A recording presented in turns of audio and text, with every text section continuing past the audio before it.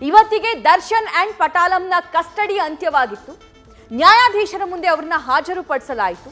ನ್ಯಾಯಾಧೀಶರು 12 ಜನರಿಗೆ ನ್ಯಾಯಾಂಗ ಬಂಧನಕ್ಕೆ ಆದೇಶವನ್ನ ಹೊರಡಿಸಿದ್ರೆ ದರ್ಶನ್ ಸೇರಿದಂತೆ 4ರನ್ನ ಮತ್ತೆ ಪೊಲೀಸ್ ಕಸ್ಟಡಿಗೆ ಕೊಟ್ಟಿದ್ದಾರೆ. ಹಾಗಾದ್ರೆ ಏನ್ ಪ್ರಮುಖ ಕಾರಣ ನೋಡ್ತಾ ಹೋಗೋಣ.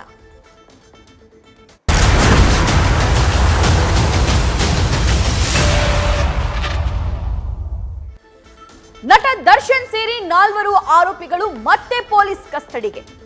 ಈ ಪ್ರಕರಣದ A2 ಆರೋಪಿ Darshan, A6 Dhanraj, A10 Vinay, A14 Pradosh ತನಿಖೆಗೆ ಸಹಕರಿಸ್ತಾ ಇಲ್ಲ ಅನ್ನುವಂತಹ ಕಾರಣಕ್ಕೆ ಕಸ್ಟಡಿಯನ್ನ ಮುಂದುವರಿಸಲಾಗಿದೆ.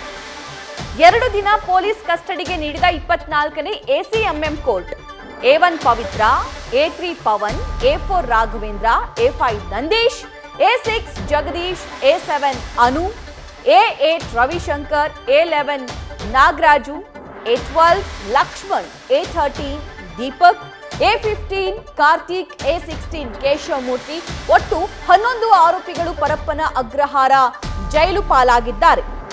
ಪ್ರಕರಣಕ್ಕೆ ಸಂಬಂಧಪಟ್ಟಂತೆ ದರ್ಶನ್ ಸೇರಿದಂತೆ 4ರನ್ನ ಮತ್ತೆ ಪೊಲೀಸ್ ಕಸ್ಟಡಿಗೆ ನೀಡಲಾಗಿದೆ. ಪ್ರಮುಖ ಕಾರಣ ಏನಲ್ಲಿ? ತನಿಖೆಗೆ ಸಹಕರಿಸ್ತಾ ಇಲ್ಲ ಅಂತ. ಅಂದ್ರೆ ಇಷ್ಟು ದಿನಗಳ ಕಾಲ, ಸುಮಾರು 10 ದಿನಗಳ ಕಾಲ ಅವರ ಕಸ್ಟಡಿಯಲ್ಲಿ ಇದ್ರು. ಆ ಸಂದರ್ಭದಲ್ಲಿ ಸ್ಥಳ ಮಹಜರು ಕೂಡ ಆಗಿದೆ. ಪ್ರಮುಖವಾಗಿರೋ ಎವಿಡೆನ್ಸ್ಗಳನ್ನ ಮಾಹಿತಿ ಕಲೆ ಹಾಕಿದ್ದಾರೆ, FSLಗೆ ರವಾನೆ ಮಾಡಲಾಗಿದೆ. ಆದರೆ 1-2 ಜನರ ಮೊಬೈಲ್ ಇನ್ನೂ ಎಲ್ಲಿದೆ ಅನ್ನೋದ್ರ ಬಗ್ಗೆ ಮಾಹಿತಿ ಇಲ್ಲ. ಸ್ಪೆಷಲಿ ದರ್ಶನ್ ಏನ್ ಕೇಳಿದ್ರು ಗೊತ್ತಿಲ್ಲ ಅನ್ನುವಂತಹ ಆನ್ಸರ್ ಕೊಡ್ತಾ ಇದ್ರು ಅಂತ ಈ ಹಿಂದೆನೂ ಹೇಳಲಾಗ್ತಾ ಇತ್ತು. ಸೊ ಅವರಿಂದ ಮತ್ತಷ್ಟು ಆನ್ಸರ್ಗಳನ್ನ ಎಕ್ಸ್ಪೆಕ್ಟ್ ಮಾಡ್ತಾ ಇದ್ದಾರೆ. ಇನ್ನು ಆ ಪಟ್ಟಣಗೆರೆ ಶೆಡ್ ಇದೆಯಲ್ಲ, ಆ ಶೆಡ್ ಈ ಹತ್ಯೆಯ ಈ ತರಹದ ಸಾಕಷ್ಟು ಹಲ್ಲೆಯ ಕೇಂದ್ರ ಬಿಂದು ಆಗಿತ್ತಂತೆ. ಸೊ ಆ ಬಗ್ಗೆನೂ ಕೂಡ A10 ಆರೋಪಿ ವಿನಯ್ ಏನಿದ್ದಾನೆ ಆತನಿಂದ ಮತ್ತಷ್ಟು ಮಾಹಿತಿಯನ್ನ ಪಡಿಬೇಕಾಗಿದೆ. ಇನ್ನು ದೀಪಕ್ ಹಾಗೂ ಪ್ರದೋಷ್ ಅವರಿಬ್ಬರಿಂದಲೂ ಕೂಡ ಸಾಕಷ್ಟು ಅಪ್ಡೇಟ್ಸ್ಗಳನ್ನ ಪೊಲೀಸರು ಪಡ್ಕೊಳ್ಬೇಕಾಗಿದೆ. ಈ ಕೇಸ್ಗೆ ಮತ್ತಷ್ಟು ಎವಿಡೆನ್ಸ್ಗಳು ಬೇಕಾಗಿವೆ, ಮತ್ತಷ್ಟು ಸಾಕ್ಷಿಗಳು ಬೇಕಾಗಿವೆ ಅನ್ನುವಂತಹ ನಿಟ್ಟಿನಲ್ಲಿ ಈ 4ರನ್ನ ಪೊಲೀಸ್ ಕಸ್ಟಡಿಗೆ ನೀಡಿ ಮತ್ತೆ 12 ಜನರನ್ನ ಈಗ ಜುಡಿಷಿಯಲ್ ಕಸ್ಟಡಿಗೆ ನೀಡಲಾಗಿದೆ. ಮತ್ತಷ್ಟು ಡೀಟೇಲ್ಸ್ ನಮ್ಮ ಕರೆಸ್ಪಾಂಡೆಂಟ್ ವಿಷ್ಣು ಪ್ರಸಾದ್ ನೀಡ್ತಾ ಹೋಗ್ತಾರೆ. ವಿಷ್ಣು, ಬೇರೆಯವರಿಗೆ JC ಕೊಟ್ಟು ಈ ದರ್ಶನ್ ಒಳಗೊಂಡಂತೆ 4ರನ್ನ PC ಕೊಟ್ಟಿರೋದು ಸಾಕಷ್ಟು ಕುತೂಹಲಕ್ಕೆ ಎಡೆಮಾಡಿ ಕೊಡ್ತಾ ಇದೆ. ತನಿಖೆಗೆ ಸಹಕರಿಸ್ತಿಲ್ಲ ಅನ್ನೋ ಕಾರಣ ಕೊಟ್ಟಿದ್ದಾರೆ. ಹಾಗಾದ್ರೆ ಯಾವ ರೀತಿ ಸಹಕರಿಸ್ತಿಲ್ಲ?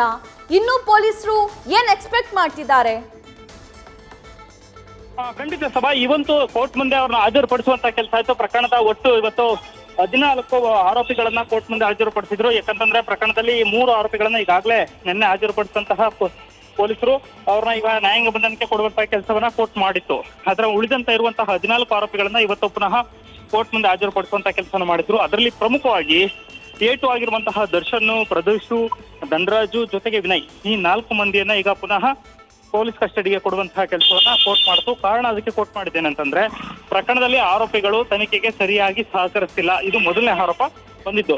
ಇನ್ನು ಅರ್ಜಿಯ ವಿಚಾರಣೆ ಆರಂಭದಲ್ಲಿ ಕೆಲವೊಂದಷ್ಟು ವಿಚಾರಗಳು ಬಂತು. ಮೊದಲನೇದಾಗಿ ಅದರಲ್ಲೂ ಪ್ರಮುಖವಾಗಿ SP ಆಗಿರುವಂತಹ ಪ್ರಸನ್ನ ಕುಮಾರ್ ಅವರು ವಾದ ಮಂಡಿಸುವಂತ ಕೆಲಸವನ್ನು ಮಾಡಿದ್ರು. ಈ ಆರೋಪಿಗಳು ತನಿಖೆಗೆ ಸಹಕರಿಸ್ತಿಲ್ಲ, ಮತ್ತೆ ಕೇಳಿದಂತಹ ಪ್ರಶ್ನೆಗಳಿಗೆ ಸರಿಯಾದಂತಹ ಉತ್ತರವನ್ನ ಕೊಡ್ತಿಲ್ಲ, ಜೊತೆಗೆ ಸಾಕ್ಷಿಗಳ ಸಮೇತ ಅವ್ರನ್ನ ಮುಂದೆ ಇಟ್ಟರು ಕೂಡ ಅದಕ್ಕೆ ಪ್ರತಿಕ್ರಿಯೆ ಸರಿಯಾಗಿ ನೀಡ್ತಿಲ್ಲ ಅನ್ನುವಂಥ ಗಂಭೀರ ಆರೋಪವನ್ನು ಅವ್ರು ಮಾಡುವಂತ ಕೆಲಸನ ಮಾಡಿದ್ರು.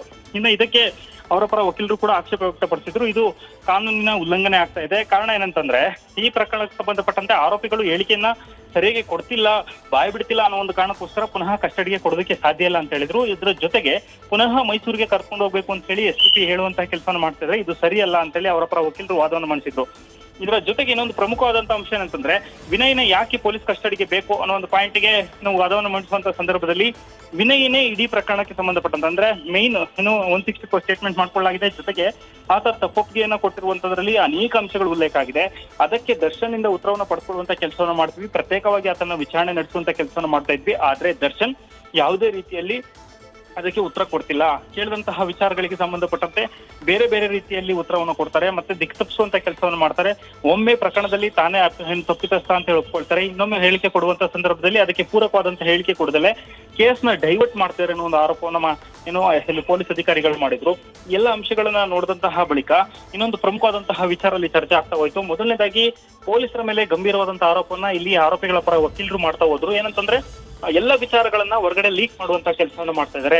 ಇಲ್ಲಿ ಉದ್ದೇಶಪೂರ್ವಕವಾಗಿ ಪೊಲೀಸ್ ಅಧಿಕಾರಿಗಳು ಮೀಡಿಯಾ ಟ್ರಯಲ್ ನಡೆಸ್ತಾ ಇದ್ದಾರೆ, ಮಾಧ್ಯಮಗಳಿಂದ ಪ್ರಚಾರ ಪಡ್ಕೊಳ್ಳುವಂತ ಕೆಲಸವನ್ನ ಇಲ್ಲಿ ತನಿಖಾಧಿಕಾರಿಗಳು ಮತ್ತೆ ಹಿರಿಯ ಅಧಿಕಾರಿಗಳು ಮಾಡ್ತಿದ್ದಾರೆ ಅನ್ನುವಂತಹ ಗಂಭೀರ ಆರೋಪ ಮಾಡಿದ್ರು. ಮತ್ತೆ ಇನ್ನೊಂದು, ಕೊಲೆಗಾರ ಯಾರು ಅನ್ನೋದನ್ನ ಕೋರ್ಟ್ ಡಿಸೈಡ್ ಮಾಡಬೇಕು, ಆದ್ರೆ ಇದನ್ನ ಮೀಡಿಯಾಗಳಿಗೆ ಕೊಟ್ಟು ಜನರ ಬಾಯಲ್ಲಿ ತರಿಸುವಂತಹ ಕೆಲಸವನ್ನು ಮಾಡ್ತಿದ್ದಾರೆ ಅನ್ನುವಂತಹ ವಿಚಾರವೂ ಕೂಡ ಕೇಳ್ಬಂತು. ಮತ್ತೆ ಪುನಃ ಪ್ರಾಸಿಕ್ಯೂಟರ್ ಕೇಳಿದಂತಹ ವಾದಗಳಿಗೆ ಸಂಬಂಧಪಟ್ಟಂತೆ ನೋಡೋದಾದ್ರೆ ಇನ್ನೊಂದಷ್ಟು ಅಂಶಗಳನ್ನ ಅವರ ಪರ ವಕೀಲರು ಇವತ್ತು ಸಾಲು ಆರೋಪಗಳನ್ನ ಮತ್ತೆ ಕಂಪ್ಲೇಂಟ್ ಗಳನ್ನ ಮಾಡುವಂತ ಕೆಲಸವನ್ನು ಮಾಡಿದ್ರು. ಮೊದಲನೇದಾಗಿ ಇಲ್ಲಿ ತನಕ ಆದಂತಹ ಬೆಳಗ್ಗೆ ಇಲ್ಲಿ ಪ್ರಕರಣಕ್ಕೆ ಸಂಬಂಧಪಟ್ಟಂಗೆ ಇರುವಂತಹ ಸ್ಟೇಟ್ಮೆಂಟ್ ಕೊಡೋದಿರ್ಬೋದು, ಮಾಧ್ಯಮಗಳಿಗೆ ಕೊಡುವಂತಹ ಮಾಹಿತಿ ಇನ್ಫಾರ್ಮೇಶನ್ ಲೀಕ್ ಮಾಡೋದಿರ್ಬೋದು, ಇದು ಒಂದು ಕಡೆ ಎಲ್ಲೊಂದ್ ಕಡೆ ದರ್ಶನ್ ಅವರಿಗೆ ಮುಜುಗರ ತರುವಂತಹ ಕೆಲಸ ಆಗ್ತಿದೆ, ಮತ್ತೆ ಅವರ ವರ್ಚಸ್ಸನ್ನ ಕುಂದಿಸ್ತಿದೆ ಅನ್ನೋ ಒಂದು ಪಾಯಿಂಟ್ ಅನ್ನು ಉಲ್ಲೇಖವನ್ನು ಮಾಡಿದ್ರು. ಆದ್ರೆ ಇದಕ್ಕೆ ಜಡ್ಜಸ್ ಸ್ಪಷ್ಟವಾಗಿ ಹೇಳಿದ್ರು, ನಾವು ಭಾವನಾತ್ಮಕವಾಗಿ ಇಲ್ಲಿ ಅಂಟಿಕೊಳ್ತಿಲ್ಲ, ನಿಮ್ಮ ನೋಟ್ಸ್ ಏನಿದೆ ಅನ್ನೋದನ್ನ ಏನಿದೆ ಮತ್ತೆ ಮೆರಿಟ್ಸ್ ಏನಿದೆ ಅದನ್ನಷ್ಟೇ ವಾದ ಮಾಡಿ, ಇದನ್ನ ಬಿಟ್ಟು ಬೇರೆ ಬೇರೆ ಹೊರಗಡೆ ನಡೀತಿರುವಂತಹ ಘಟನೆಗಳಿಗೆ ಸಂಬಂಧಪಟ್ಟಂತೆ ಇಲ್ಲಿ ಯಾವುದನ್ನು ಕೂಡ ಹೇಳ್ಬಾರ್ದು ಅಂತ ಹೇಳಿ ಜಡ್ಜಸ್ ಸೂಚನೆ ಕೊಡುವಂತ ಕೆಲಸವನ್ನು ಮಾಡಿದ್ರು. ಅದಾದ ಬಳಿಕ ಈ ವಿಚಾರಕ್ಕೆ ಅಂದ್ರೆ ಅಲ್ಲಿಂದ ರಿಯಲ್ ಆಗಿ ಪ್ರಕರಣಕ್ಕೆ ಸಂಬಂಧಪಟ್ಟಂತೆ ಮೆರಿಟ್ ಆಧಾರದ ಮೇರೆಗೆ ಎರಡು ಕಡೆ ವಕೀಲರು ವಾದ ಮಂಡಿಸುವಂತ ಕೆಲಸವನ್ನು ಮಾಡಿದ್ರು. ಇನ್ನೊಂದು ಪ್ರಮುಖವಾದಂತ ಅಂಶ ಏನಂತಂದ್ರೆ ಇಲ್ಲಿ ಆರೋಪಿ ಪರ ವಕೀಲರು ಒಂದಷ್ಟು ಹೇಳಿದೆ ಅಂದ್ರೆ ಖಾಲಿ ಹಾಳೆಯಲ್ಲಿ ಯಾವುದೇ ರೀತಿ ಗ್ರೌಂಡ್ ಬರ್ಕೊಟ್ಟಿಲ್ಲ, ಮನ್ಸಿಗೆ ಬಂದಂತೆ ಮಾಡ್ತಿದ್ದಾರೆ, ಮತ್ತೆ ಉದ್ದೇಶಪೂರ್ವಕವಾಗಿ ಇಲ್ಲಿ ಕಿರಿಕ್ ಮಾಡ್ತಾ ಇದ್ದಾರೆ, ಮತ್ತೆ ರಿಮೈಂಡ್ ಅಲ್ಲಿ ಇಟ್ಕೊಂಡು ನಮ್ಮ ಕಕ್ಷಿದಾರರಿಗೆ ಟಾರ್ಚರ್ ಕೊಡ್ತಿದ್ದಾರೆ, ಎಲ್ಲ ಅಂಶಗಳನ್ನು ಉಲ್ಲೇಖವನ್ನು ಮಾಡಿದ್ರು. ಇದರ ನಡುವೆ ಪುನಃ 2, 9, 10 ಮತ್ತು 14 ಅಂದ್ರೆ ಈ 4 ಜನ ಆರೋಪಿಗಳನ್ನು 4 ದಿನ ಕಸ್ಟಡಿ ಕೊಡಬೇಕು ಅಂತ ಹೇಳಿ SIT ಮನವಿ ಸಲ್ಲಿಸುವಂತ ಕೆಲಸವನ್ನು ಮಾಡ್ತು. ಆದ್ರೆ ಅವರ ವಕೀಲರು ಪದೇ ಅದಕ್ಕೆ ಆಕ್ಷೇಪ ವ್ಯಕ್ತಪಡಿಸಿದಂತ ಹಿನ್ನೆಲೆಯಲ್ಲಿ ಫೈನಲ್ ಆಗಿ 2 ದಿನಗಳ ಕಾಲ ಅವ್ರನ್ನ ಕಸ್ಟಡಿಗೆ ಕೊಡುವಂತ ಕೆಲಸವನ್ನು ಮಾಡ್ತು. ಶನಿವಾರ ಸಂಜೆ ಸುಮಾರು 4 ಗಂಟೆ ಸುಮಾರಿಗೆ ಪುನಃ ಅವ್ರನ್ನ ಇಲ್ಲಿ ಕೋರ್ಟ್ ಮುಂದೆ ಹಾಜರುಪಡಿಸಲು ಸೂಚನೆ ಕೊಡುವಂತಹ ಕೆಲಸವನ್ನು ಮಾಡ್ತು. ಇದರ ನಡುವೆ ಇನ್ನು ಉಳಿದಿರುವಂತಹ ಆರೋಪಿಗಳ ಪಾತ್ರಕ್ಕೆ ಬಂದಂತ ನೋಡಿದಂತದಲ್ಲಿ SIT ನೇರವಾಗಿ ನಮ್ಗೆ ಅವರ ಕಸ್ಟಡಿ ಅವಶ್ಯಕತೆ ಇಲ್ಲ, ಎಲ್ಲರದ್ದು ಕೂಡ ವಿಚಾರಣೆ ಮುಗಿದಿದೆ ಅಂತ ಹೇಳಿದಂತ ಹಿನ್ನೆಲೆಯಲ್ಲಿ ಪವಿತ್ರ ಗೌಡ ಸೇರಿದಂತೆ ಇನ್ನು ಉಳಿದಿರುವಂತಹ ಎಲ್ಲಾ ಆರೋಪಿಗಳನ್ನ ನ್ಯಾಯಾಂಗ ಬಂಧನಕ್ಕೆ ನೀಡುವಂತಹ ಕೆಲಸವನ್ನು ಮಾಡ್ತು. ಅದು ಜುಲೈ 4ನೇ ತಾರೀಕು ತನಕ ಅವರಷ್ಟು ಮಂದಿಯನ್ನ ನ್ಯಾಯಾಂಗ ಬಂಧನಕ್ಕೆ ನೀಡಿತು. ಮತ್ತೆ ಇನ್ನೆರಡು ದಿನಗಳ ಕಾಲ ಅಂದ್ರೆ 22ರ ತನಕ ಇವ್ರನ್ನ ಈಗ ಪೊಲೀಸ್ ಕಸ್ಟಡಿಗೆ ನೀಡುವಂತ ಕೆಲಸವನ್ನ ಕೋರ್ಟ್ ಮಾಡಿದೆ. ಸಭಾ ಈ 2 ದಿನಗಳ ಕಾಲ ಪೊಲೀಸ್ ಕಸ್ಟಡಿಯಲ್ಲಿ ಇನ್ನಷ್ಟು ಸಾಕ್ಷ್ಯಗಳು ಲಭ್ಯವಾದ್ರೆ, ಸ್ಪೆಷಲಿ ಆ ಪಟ್ಟಣಗೆರೆ ಶೆಡ್ನಲ್ಲಿ ಬೇರೆ ಯಾವ್ದಾದ್ರು ಹಲ್ಲೆ ಆಗಿತ್ತಾ ಅಥವಾ ಆಗಿದೆಯಾ, ಇದರ ಬಗ್ಗೆ ಏನಾದ್ರೂ ಮಾಹಿತಿ ಸಿಕ್ಕರೆ ಮತ್ತಷ್ಟು ಸೆಕ್ಷನ್ಗಳು ಆಡ್ ಆಗೋ ಸಾಧ್ಯತೆ ಇದೆಯಾ ವಿಷ್ಣು?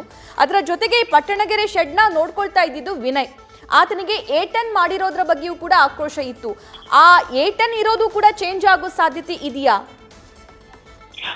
ಅದಕ್ಕೆ ಸಂಬಂಧಪಟ್ಟಂತೆ ಈಗ ಮೇಲ್ನೋಟಕ್ಕೆ ಈಗ ಅಂದ್ರೆ ಅವರವರ ಪಾತ್ರದ ಆಧಾರದ ಮೇರೆಗೆ ಆರೋಪಿಗಳಿಗೆ A1, A2, A3 ಅಂತ ಕೊಡ್ತಾ ಹೋಗ್ತಾರೆ. ಇಲ್ಲಿ ವಿನಯ್ ಪಾತ್ರದ ಬಗ್ಗೆ ಅವರಿಗೆ ಸ್ಪಷ್ಟವಾಗಿದೆ. ಮತ್ತೆ ವಿನಯ್ ಯಾವ ಕಾರಣಕ್ಕೋಸ್ಕರ A10 ಮಾಡಿದಾರೆ ಅನ್ನೋದನ್ನ ಯಾರು ಕೂಡ ಪ್ರಶ್ನೆ ಮಾಡುವಂತ ಕೆಲಸ ಆಗ್ಲಿಲ್ಲ ಒಂದ್ ಕಡೆ. ಇನ್ನೊಂದು ಪ್ರಮುಖವಾದಂತ ಅಂಶ ಏನಂತಂದ್ರೆ ನೀವ್ ಹೇಳಿದಂತೆ ಬೇರೆ ಬೇರೆ ಬ್ಲಡ್ ಸ್ಯಾಂಪಲ್ ಪತ್ತೆ ಆಗಿದೆ ಅಂತ ಹೇಳಿ ನಿಮ್ಗೆ ಆಸ್ ಪರ್ ಕ್ರಿಮಿನಲ್ ಲಾ ಪ್ರಕಾರ ನೋಡ್ತಾ ಹೋದಂತ ಸಂದರ್ಭದಲ್ಲಿ ಒಂದು ಪ್ರಕರಣದ ತನಿಖೆ ನಡೆಸುತ್ತಿರುವಂತಹ ಪೊಲೀಸ್ ಅಧಿಕಾರಿಗಳಿಗೆ ಅದೇ ಪ್ರಕರಣದ ತನಿಖೆಯ ವೇಳೆಯಲ್ಲಿ ಬೇರೆ ವಿಚಾರಗಳು ಬಹಿರಂಗವಾದಂತಹ ಸಂದರ್ಭದಲ್ಲಿ ಪ್ರತ್ಯೇಕವಾಗಿ FIR ಮಾಡಬೇಕು ಅನ್ನೋ ಒಂದು ಸೂಚನೆ ಇರುವಂತದ್ದು, ಮತ್ತೆ ಅದು ರೂಲ್ಸ್ ಹೇಳುವಂತದ್ದು ಆ ರೀತಿ. ಹೀಗಾಗಿ ಈ ಪ್ರಕರಣದಲ್ಲಿ ಅದನ್ನು ಪ್ರತ್ಯೇಕವಾಗಿ FIR ಮಾಡುವುದು ಬಿಡುವುದು ಅನ್ನೋದು ಈಗ ಪೊಲೀಸ್ ತನಿಖಾಧಿಕಾರಿಗಳಿಗೆ ಬಿಟ್ಟಿರುವಂತದ್ದು. ಆದ್ರೆ ಈ ಕೇಸ್ಗೆ ಅದನ್ನ ಯಾವುದನ್ನು ಕೂಡ ಇಂಟರ್ಲಿಂಕ್ ಮಾಡೋದಕ್ಕೆ ಸಾಧ್ಯ ಇಲ್ಲ. ಜೊತೆಗೆ ಅಲ್ಲಿ ಸಿಕ್ಕಿರುವಂತಹ ಬೇರೆ 5 ಜನರ ಬ್ಲಡ್ ಸ್ಯಾಂಪಲ್ ಏನ್ ಸಿಕ್ಕಿದೆ ಇದಕ್ಕೆ ಸಂಬಂಧಪಟ್ಟಂತೆ ಪೊಲೀಸರು ತನಿಖೆ ಮಾಡಬೇಕು ಬೇಡವೋ ಅನ್ನೋಂಥದ್ದು ಆ ತನಿಖಾಧಿಕಾರಿ ವಿವೇಚನೆ ಬಿಡುವಂಥದ್ದು. ಮತ್ತೆ ಅದಕ್ಕೆ ಸಂಬಂಧಪಟ್ಟಂಗೆ ತನಿಖೆ ಮಾಡ್ತಾರೆ ಅಂದ್ರೂ ಕೂಡ ಆ ದೂರುದಾರನ ಸಂಪರ್ಕಿಸೋದಿರ್ಬೋದು, ಹುಡುಕೋದಿರ್ಬೋದು, ಅದು ಬೇರೆ ಮಾಡ್ಬೇಕಾಗುತ್ತೆ. ಅದಕ್ಕೋಸ್ಕರ ಪ್ರತ್ಯೇಕವಾಗಿ FIR ರಿಜಿಸ್ಟರ್ ಮಾಡ್ಕೊಳ್ಬೇಕಾಗುತ್ತೆ. ಆದ್ರೆ ಆ ಪ್ರೊಸೀಜರ್ ಇಲ್ಲಿ ಎಲ್ಲೂ ಬರ್ಲಿಕ್ಕಿಲ್ಲ ಸಭಾ. ಇನ್ನ ಈ ಪ್ರಕರಣಕ್ಕಷ್ಟೇ ಸೀಮಿತವಾಗಿ ಈಗ ಇನ್ವೆಸ್ಟಿಗೇಷನ್ ನಡೀತಾ ಹೋಗ್ತಿರುವಂತದ್ದು. ಇನ್ನ ಇದರಲ್ಲಿ ಸ್ಪಷ್ಟವಾಗಿ ಬೇಕಾಗಿರೋದು ಕಸ್ಟಡಿಗೆ ಯಾಕೆ ಬೇಕು ಅನ್ನೋ ಪಾಯಿಂಟ್ ಉಲ್ಲೇಖ ಮಾಡಿದಂತ ಸಂದರ್ಭದಲ್ಲಿ ಕ್ಲಿಯರ್ ಆಗಿ ಹೇಳಿದ್ದೇನೆ ಅಂತಂದ್ರೆ ಇನ್ನು ದರ್ಶನ್ ಆಗಿರ್ಬೋದು, ವಿನಯ್ ಆಗಿರ್ಬೋದು, ಪ್ರದೋಷ್ ಆಗಿರ್ಬೋದು, ಜೊತೆಗೆ ಇಲ್ಲಿರುವಂತಹ ಧನರಾಜ್ ಏನಿದ್ದಾರೆ, ಈ 4 ಜನ ಈ ಪ್ರಕರಣದಲ್ಲಿ ತೀರಾ ಗಂಭೀರವಾದಂತಹ ಪಾತ್ರ ವಹಿಸಿದ್ದಾರೆ. ಮತ್ತೆ ಅಲ್ಲೇ ಮಾಡುವಂತಹ ದೃಶ್ಯ ಇರ್ಬೋದು, ಆತನ ಮೇಲೆ ಅಟ್ಯಾಕ್ ಮಾಡುವಂತ ಇರ್ಬೋದು, 4 ಜನರ ಪಾತ್ರ ಸರಿಸಮಾನ ಆಗಿರುವಂತದ್ದು.